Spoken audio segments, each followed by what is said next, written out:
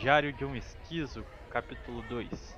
Bom, eu não tinha pensado nisso na primeira vez que eu fiz um vídeo falando sobre coisas da vida, mas bom, toda vez que eu tiver alguma reflexão importante, virei cá.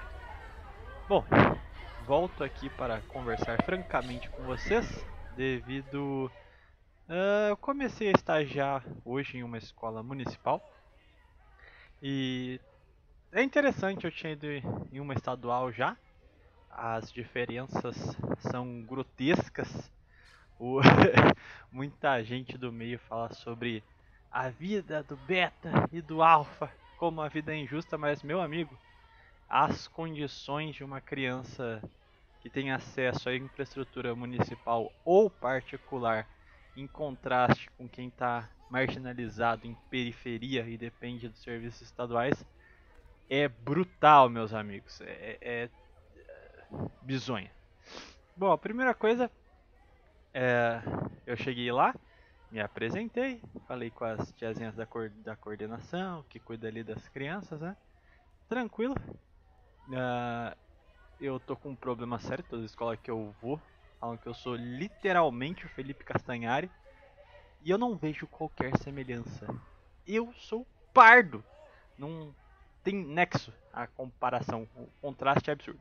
Mas de toda forma, toda criança que me vê fala sobre isso. Só que hoje foi interessante, foi a minha primeira aula com turmas do ciclo 2, então sétimo e oitavo ano, equivalente, para quem é um pouquinho mais velho, a sexta e sétima série, crianças de 12 a 13 anos, na média, né?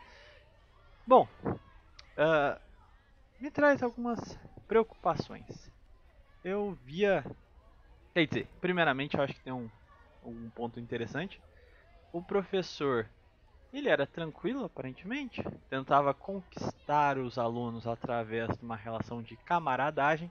Percebi que esse era o principal aspecto na didática dele. Tentar ser amigo antes de ser professor. Não sei, talvez eu recorra a esse meio quando eu for professor, mas até que ele estava muito bem vestido até, comparado com o que eu já vi.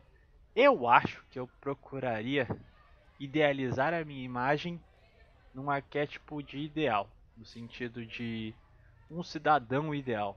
Uma roupa social mais tranquila, uma boa imagem, nada que fosse muito chamativo, porque muitas vezes uma criança que vai para a escola não tem a imagem de um pai, de um cidadão exemplar, ou qualquer coisa assim próxima.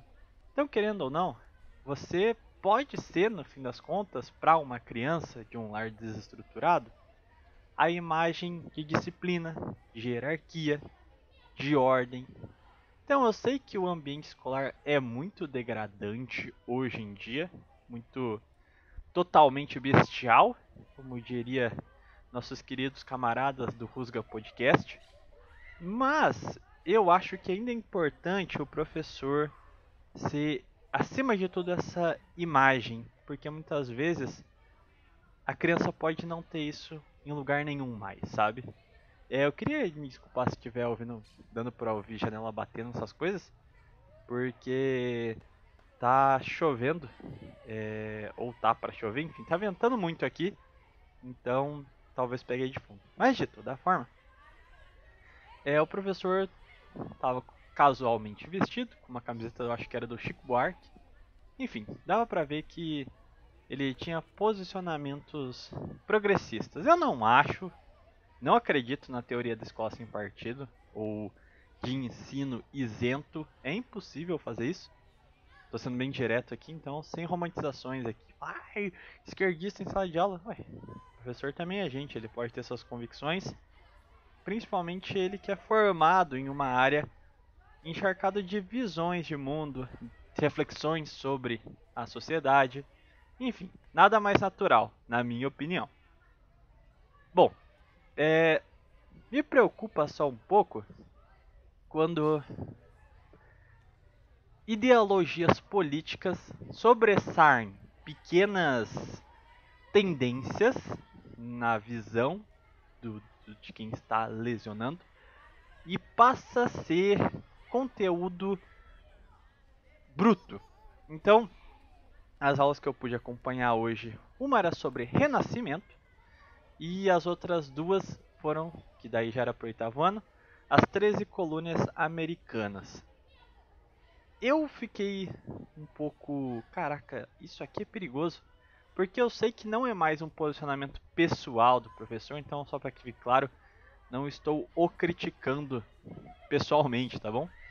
Mas já se convencionou atestar como ultrapassado ideias como descobrimento. Agora se utiliza literalmente achamento mesmo, ou invasão das Américas. Enfim, foi institucionalizada visões de contestação da identidade nacional. Muito ênfase na questão da escravidão, do tratamento desumano, isso eu acho justo, não acho que isso seja um revisionismo maligno ou qualquer coisa do tipo. Acho que passa a ser maligno quando se tenta montar a ideia de que, por exemplo, o negro brasileiro não é um negro brasileiro, é um negro africano, que ele deve negar tudo que foi construído durante 5 séculos aqui para tentar voltar a uma ideia idealizada, originária do negro africano. Isso, pelas minhas particularidades do que eu pude estudar sobre a Frente Negra Brasileira como principal referência, me parece um contrassenso mesmo para uma ideia de negritude. Mas enfim, de toda forma, fiquei bastante preocupado com isso, porque contestar as bases de um mito nacional, também muito presente a argumentação cientificista, mesmo que não houvesse ataques diretos à ação da igreja, a igreja sempre é retratada num plano político. Então nunca é explicitado o caráter transcendental da igreja. A igreja simplesmente age e toma suas ações baseadas em interesses econômicos, interesses políticos, em influência e coisas do gênero. E um país em decadência, em apostasia, muitas crianças sequer têm contato com uma igreja católica, vão à missa no domingo, enfim.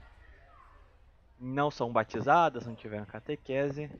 É bem preocupante porque, para além do que é falado em sala de aula, vocês devem lembrar que muitas noções do senso geral que você tem foi construído primariamente e primordialmente em uma aula rápida de 45 minutos na sua escola. Então, pequenas ideias que são ventiladas ali, mesmo que você não absorva com a sua totalidade, ajuda a pegar fragmentos dela e instaurar na sua cabeça como senso comum. Então, quando você sugestiona a ideia de uma invasão das Américas, de europeus malvadãos, equiparando ingleses, espanhóis, holandeses, portugueses, enfim. Generalizações. Quando você cria sugestões de que a igreja deixa de ser uma entidade espiritual e é meramente uma entidade política, fria, que só age em benefício próprio e material, sem o aspecto da salvação, para pessoas que nunca vão ter contato com a igreja, possivelmente, é bem perigoso os impactos disso no futuro, na minha opinião. E assim, o que fica muito evidente é que em conversas paralelas, alunos levantavam perguntas. Hoje é muito comum os alunos terem contato, com vídeo de curiosidade, mitologia nórdica, teorias científicas e não sei o que. O YouTube é recheado desse conteúdo meio, vamos padronizar aqui, de conteúdo fatos desconhecidos. Acho que fica suficientemente claro, né? Então, são noções gerais de teorias científicas, de princípios científicos. E a abordagem em sala de aula é nunca explicitar justamente a complexidade desses processos. O tom, justamente da imparcialidade, sugestiona o professor a não entrar em particularidades de determinados eventos. Então, assim, por exemplo, nas aulas de Renascença, o heliocentrismo, o humanismo, na hora de explicar isso, era colocado tipo, a igreja ela dizia que o planeta era o centro do universo porque era uma criação divina e isso era conveniente para ela. Ela não queria saber de provas que contestassem isso. a igreja contestava todo o conhecimento científico porque ela não queria perder o seu poder, esse tipo de coisa. Aquilo... Eita aí, foi mal, ouvinte.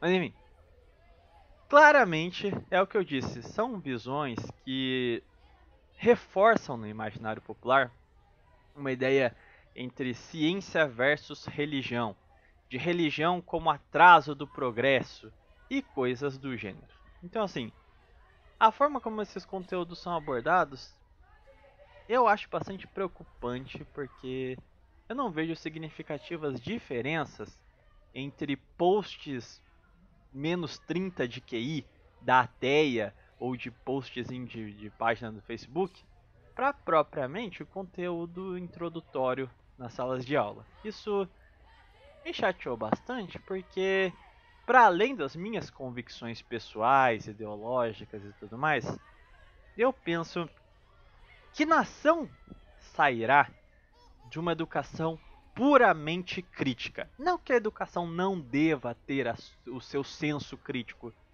mas uma educação voltada a contestar todas as bases materiais, espirituais, humanas da nossa civilização, do nosso país, de basicamente sempre apontar para o quão baixo tudo é que nós criamos, todo, assim, o que exatamente a gente espera com isso, entende?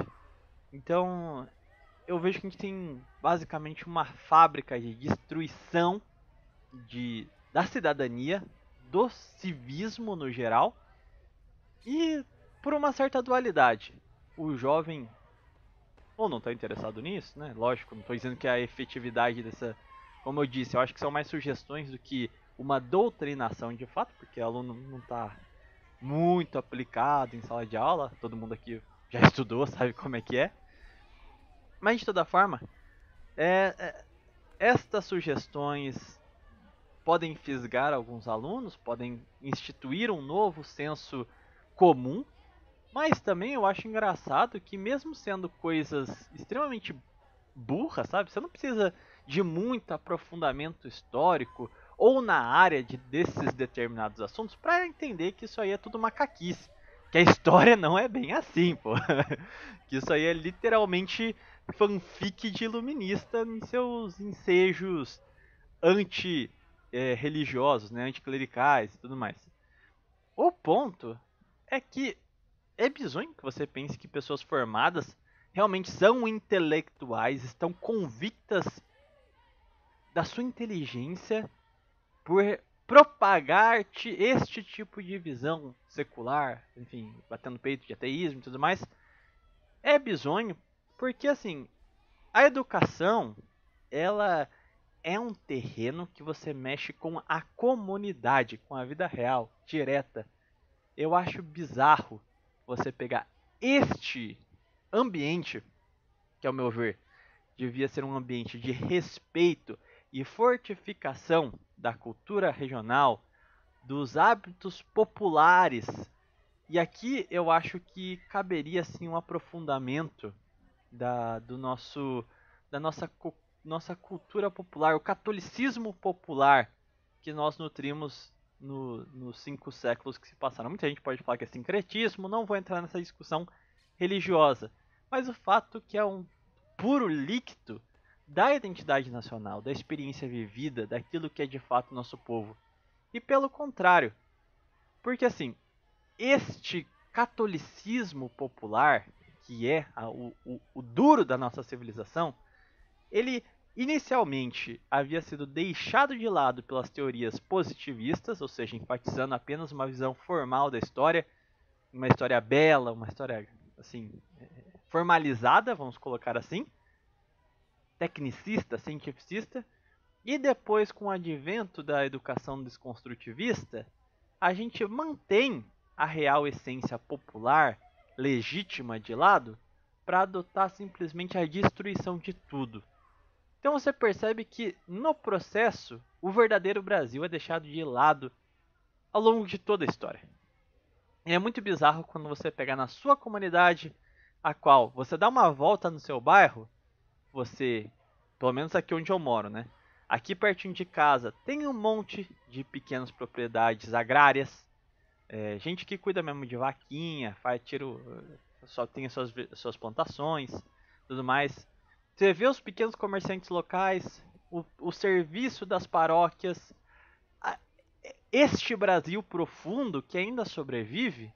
E quando você entra no ambiente escolar que devia ser a exaltação e a explicação deste nosso modo de ser, pelo contrário, está completamente desvirtuado e perdido nesse processo. Demais observações. Como eu disse, o professor a qual eu fui assistir aula, ele se aproximava muito dos alunos através do futebol. Ele falava bastante de futebol com os alunos. Sei que tem uma galera aqui da bolha que... futebol é chimpapio, coisa de gente enorme, que não sei o que. Sinceramente, eu tenho um apego muito grande por futebol. Eu não gosto, eu não torço pra nenhum time, eu não assisto, não sei nada de futebol. Mas, quanto fator cultural, eu respeito muito futebol, porque entendo que é uma admiração profunda no nosso país.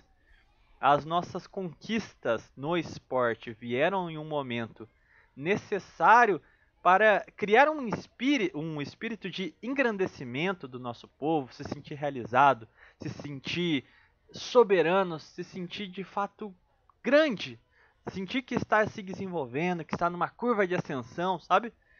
Teve um efeito muito importante no século XX o futebol. Além do que, ele também é um produto que serve para a unificação da identidade nacional, promove uma convivência interprovincial. Então é muito bom para fortificar a identidade nacional. É um esporte que, além, lógico, dos aspectos sociais também, né? Pode ensinar algum grau de disciplina para as crianças, enfim, outros desdobramentos. Então não tem nada contra o futebol. Mas eu devo concordar num certo ponto que, cara, se eu tiver que uma hora partir para chimpice para me aproximar de aluno, e eu acho que é inevitável devido à forma como a sala de aula é organizada hoje, é bem, vamos dizer assim, complicado, porque literalmente o período inteirinho, todas as horas que eu passei lá, o único papo era o diabo do futebol, porra. Chega uma hora que você fala, chega, muda de assunto, cara. Foda-se o Grêmio, Palmeiras, Flamengo, cara, não tem outro assunto, não. Papo chimpa do caramba. O fulano de tal fez isso, Nossa, o time vai cair, vai subir. E é, porra, superficialidade nível máximo, porra, eu entendo como um elemento essencial, mas não devo confessar, puta chimpice do caramba, hein? Taqueu parola. Mas, de toda forma, eu também fiquei vendo esses aspectos culturais modernos. As coisas mudaram um pouco desde que eu saí da escola. Bom, era evidente o contraste que minha escola, eu sempre estudei numa mesma escola estadual. Então o funcionamento, as classes sociais eram bem diferentes. Mas eu também vejo fenômenos geracionais. Vejo que hoje a questão tribal é muito menor. Quando eu era jovem era bem comum, tipo, um grupo ali é o grupo dos roqueiros, o outro do funkeiro, o outro dos otaku, e o outro das meninas patricinhas, o outro ali das nerds. Era bem fracionado e você tinha, vamos dizer assim, uma identidade bem fixa. Hoje, eu vejo que é bem misturado. Todo mundo conhece cultura pop de uma maneira muito aberta. Então a mesma galera que, sei lá, ouve trap, assiste anime e ao mesmo tempo conhece o último sucesso da Anitta e as músicas sertanejas. Tipo, é um bagulho muito louco. Sei lá, talvez a cultura pop tenha ficado mais artificial, mais plastificada nos últimos tempos e tenha facilitado esse diálogo. Mas, sei lá, eu não acho que dê pra tirar o papo das crianças era muito superficial, qualquer coisa do tipo. Não, eu achei que eram crianças normais. Eu acho que outro fator de preocupação a qual eu pude perceber é um tanto quanto a questão da sexualidade. A gente percebe que o discurso dos gêneros ai, eu sou bi, ai, eu sou viadão. Isso tudo se tornou algo estético, tipo, as crianças ali, tudo bem, elas estavam numa idade que já tá chegando ali, 12, 13 anos, daqui a pouco esse tipo de conversa passa-se a se tornar comum, enfim. Mas claramente elas não sabem o que, que elas estão falando, o que, que significa isso, ou qualquer coisa do gênero, mas elas falavam das bandeirinhas, ai, falava que, ai, eu sou o bi, que não sei o quê, mas como um recurso identitário, um recurso de busca por uma identidade própria e encontrar naquele discurso da eita, mas enrolei. Ih, fugiu até a palavra agora. Não é sexologia, não? Deu branco agora. Enfim, a sexualidade aí, voltou. Naquele termo, tudo menos sexualidade. Aparentemente, para essas gerações mais jovens, já que elas estão sendo inundadas dessas sugestões, a sexualidade está mais ligada a um modo de agir, de como se portar, de uma identidade temperamental muito mais enfatizada do que propriamente uma identidade sexual. Talvez porque essas crianças não devam pensar muito nisso. Eu digo isso porque, como é uma escola municipal, a renda dessas famílias deve ser um pouquinho maior. Então, não acredito que elas sejam, sabe... Enfim. Bom, essas aqui são minhas principais observações. E, bom, não sei. Vejo a influência da grande mídia e dos veículos de mainstream, principalmente norte-americanos, na formação da identidade dos modos de pensar das gerações mais novas. Em suma, problemas graves na formação dos docentes em relação à identidade nacional, a como nós queremos nos ver no futuro. Aparentemente, a crítica está se sobressaindo à própria existência da nação. Muito perigoso, ao meu ver. Mas é isso. Eu ainda vou para. Eu quero passar por várias escolas diferentes, em bairros diferentes, para evidenciar a diferença nas classes sociais. E possivelmente eu volto aqui para falar com vocês. Mas por hora, o recado é esse. Fiquem com Deus, salve Maria. E nos vemos num próximo vídeo.